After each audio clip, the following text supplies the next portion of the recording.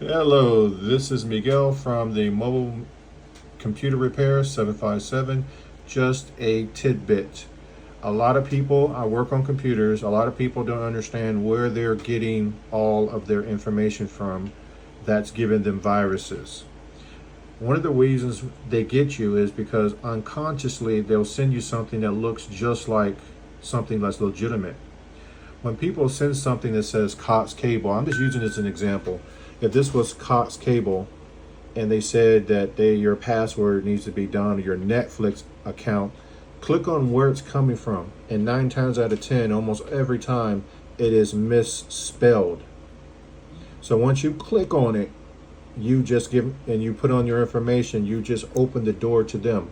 Again, this is just an example. If this was Cox Cable, Netflix, or whatever, and they're saying your account's been hacked, or you owe this money, or whatever, and you know that your account's legitimate, click on where it's coming from. Of course, this is going to be you, but this is where it's coming from. And always, it's misspelled.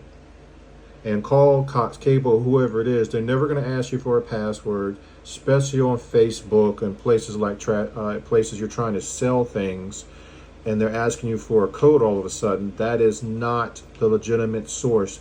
Once you give them that code, they just got into your account. So if you get a code or you get an email that is completely suspicious, 100% don't click on it.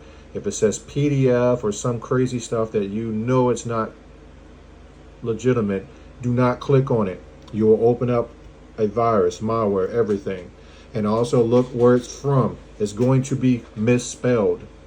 This is just a computer tip to help people, because a lot of people will see something that says Microsoft, but it's not spelled right, or just have the symbol of Microsoft, so you're not looking for the spelling. If it looks suspicious, do not open it. If you're in doubt, call your bank, call Netflix, whoever it is. This is just a computer tip. This is how you get these viruses in your computer. Mostly it's going to come from emails. And then you're going into websites. Also, when you're at the website, make sure it is spelled correctly. Make sure it has the correct spelling. If it does not have the correct spelling, which I'm going to go to another one.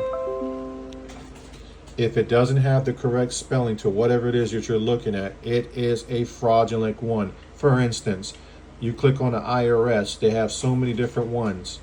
IRS is not going to ask you money for an LLC, just to give you an example. If it does ask you, look at the website.